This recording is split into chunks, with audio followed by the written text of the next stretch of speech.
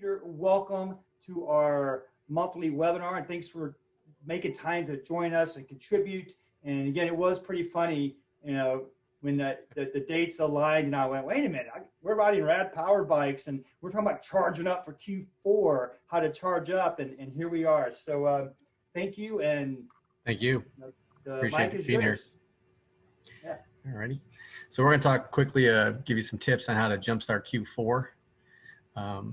Next slide. We're going to give you a little background of me. I've been telecom agent since '99. I sold an awful lot to ISPs and CLECs and then their end users. I ended up consulting to over 100 service providers, cable companies, ISPs, VoIP providers, CLECs, ILECs, Verizon, Vonage, Bright House. I've been a sales trainer, author. I've got a 6th book in the pipeline. And I've been a columnist and a blogger since like 2007, writing about the industry. Next slide. So I know we're in the middle of a pandemic and it feels like, when will this ever end? But next slide. Tip number 1 would be to celebrate that you got this far in 2020. Not every business survives. So if you're here and you're still kicking, try to look at some of the positives of the year. For a lot of people that were stuck at home and stuff, they realize what's really important in life, and celebrate those things. If you're not celebrating a win, it's not really a win. Next slide. Next slide would be to brainstorm. Brainstorm with your employees, brainstorm with your clients, brainstorm with a few partners that you don't directly compete with, and come up with some new ideas, because everybody's been talking to different people, and the conversations that I've had have been really different in 2020 than they were in 2019.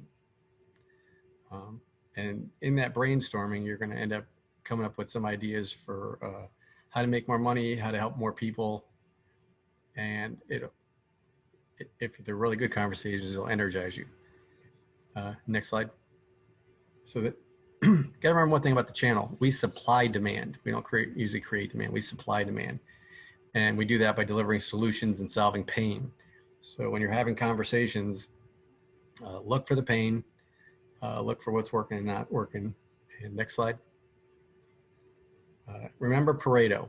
Pareto, his 80-20 rule works very, very well. And one of the things that I've learned whenever we've gone into a downturn is if a small business loses its top 5 clients, it's closing. Because the top 5 clients are usually 80% of the revenue. So you should be talking to your top clients every month, and not just checking on them, see if they need to buy anything, but check and find out like what's working and what's not working in their business. Because you can take that with you to other businesses. Just ask them how they're doing. Be human for a little bit, because in the middle of this space, people aren't really seeing people. So the only interactions they have are on the phone and email, text, and Zoom calls. Next slide.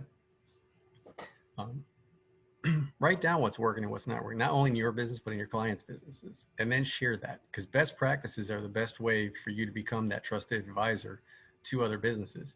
And best practices that work in one industry can usually be extrapolated into another industry. Next slide. And tip number 3 is to increase your wallet size. It's a lot easier to sell into clients that you already have than it is to go find another client, especially in this community, in this time we're in. It's really hard to find new clients. So figure out what you can do to improve the business you have with your current clients. Next slide. Oh wait, go back one. I'm sorry, I sped too fast. Like on this call, you've learned about FirstNet. You'll learn about fleet tracking. Other IoT that's really big right now is smart buildings and sensors, especially temperature sensors. Doctors' offices are paying somebody to sit and just, do temperature checks. There are sensors to do that. And you can be selling those to a doctor's office, because you can do an ROI of, hey, you got to pay that person something. And let's say they get paid 30 grand or 25 grand. Extrapolate that over, 12 months or 2 years, because I don't think we're going to be out of this for a while. You have that. Now, I know that we have to constantly learn new stuff, but right now that learning one thing could become a huge revenue source. And if you've only been selling bandwidth, go look at your database, find out what verticals perhaps you've sold the most to, and then go talk to people in that vertical to figure out like what are some solutions in that vertical that people are buying right now. Next slide. One of the things that is I've learned this year for the most part, and I've always tried to do this, is to be helpful. Sales is about helping people, but this year it's really about being helpful. And you have a picture of a Sherpa there because I think that we should be tech Sherpas this year. More than ever, every business all year long has been riding on the back of technology to keep their business running. And they need somebody that knows what technology is available and where to get it from. And that's the channel. That's always been the channel. And the more technology you can find out about for your clients, the more you can help them and obviously, make a little more money in the process. And here's one more thing. The more you help your clients, the more they're going to stay in business. And you need them to stay in business because we only get paid when they're in business. Next slide. Zig Ziglar was a really big sales trainer, and he said that you can get everything in life you want if you just help enough people get what they want. And what a lot of people want right now is for all this to go away, but you can't do that. But you can certainly help them figure out how to do business to still get business done today. And,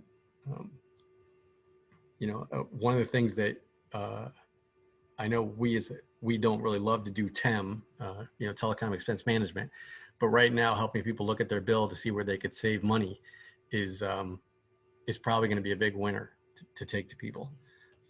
The other is, because we're on Sierra Wires, it's no mistake, 4G backup, any kind of way to add some kind of business continuity, because not only in the middle of this pandemic, I mean, I have clients in Lake Charles, Louisiana, and they get hit with a hurricane, power outages, then a tropical storm. I mean, and, Suddenlink Altus has not done any repairs. So pay attention to what's going on. There's more than one thing going on, and there are ways that you can be very, very helpful to clients and make some money in the process. Next slide, please. Our job in the channel is to get people where they want to go and to get them there faster. That's why they always say trusted advisor, trusted advisor. It's not the client's job to figure out what the technology is available. That's our job.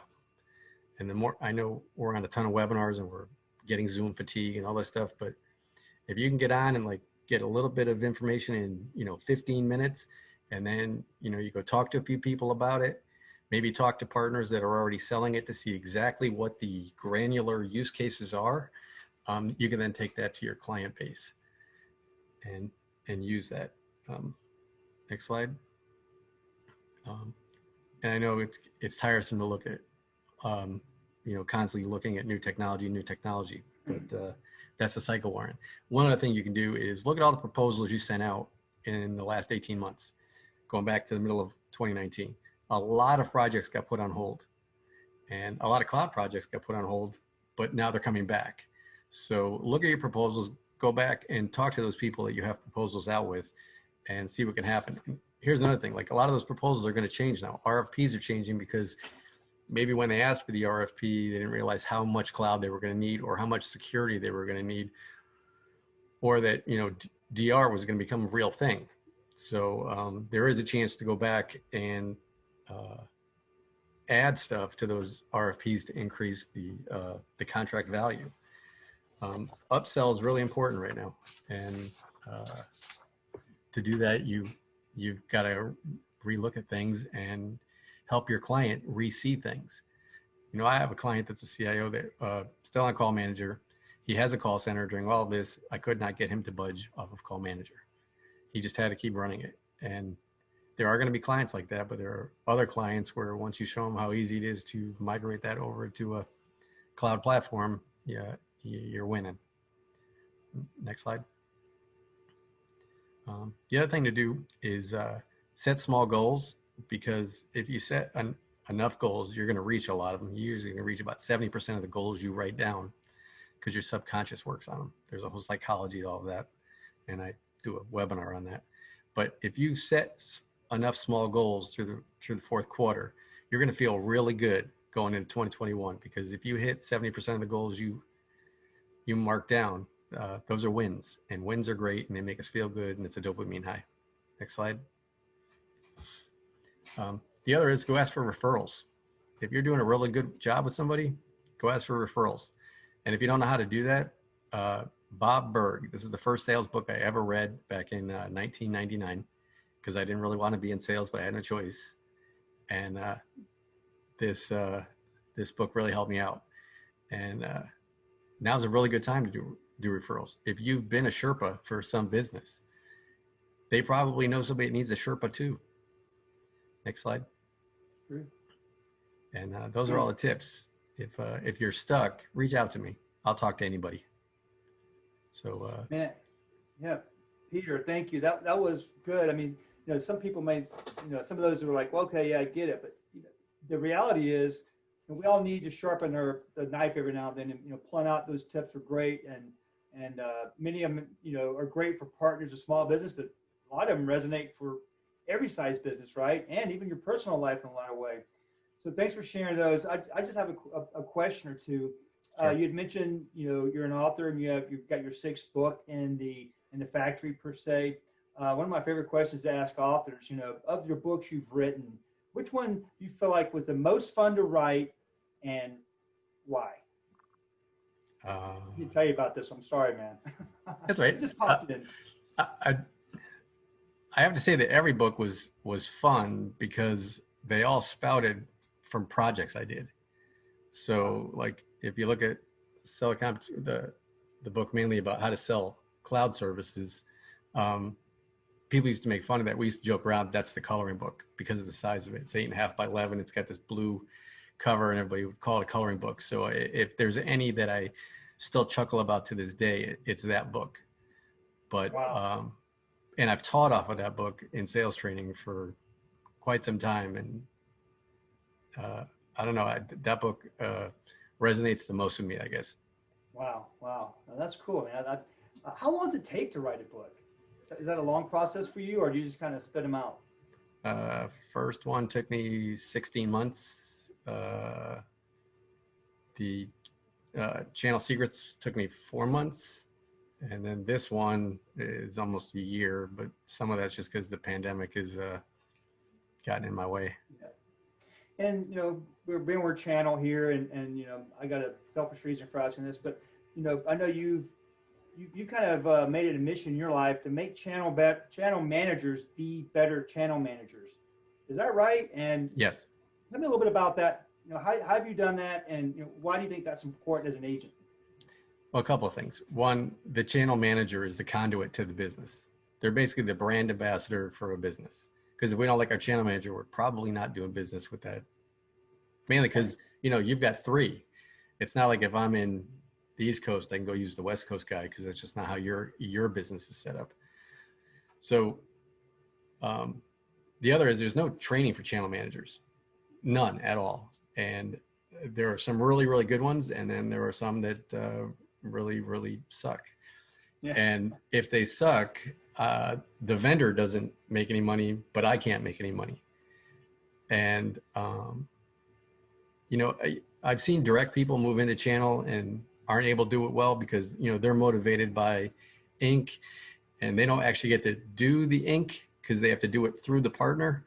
And that's a really different set of skills that somebody needs, that you just have to support this external non-employee to go do his stuff for you, so you both can make money.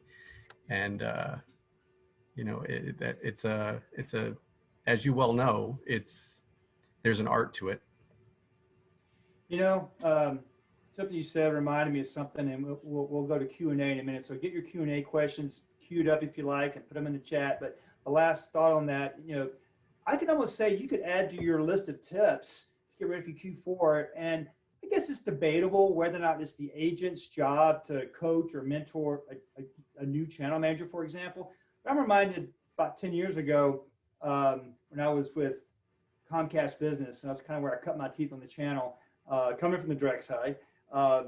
Emilio Diaz down in South Florida. I don't know if you know him. He really took me under his wing, and he just schooled me, and he was harsh about it, but he was so right. And to this day, I'm still learning lessons from the things he taught me. So I would say almost, to your point, if you're a channel manager you're working with, and the product's great, it solves a lot of problems for your customers. I don't know. They say sometimes, again, helping others, mentoring somebody, especially if they're young in the channel, new to the business, that could pay long dividends. But I tell you what, when Emilio calls me or texts me, I don't care what time of day or what day it is, I owe that guy. So I appreciate him. And I appreciate you, Peter. You were probably coachable, though. Not everybody's coachable. Yes, good point. You got to, you can't take the horse to the water if they don't want to go. And that's a different problem. And in fact, we know what that's going to equal. That channel manager probably won't be in that role very long, right?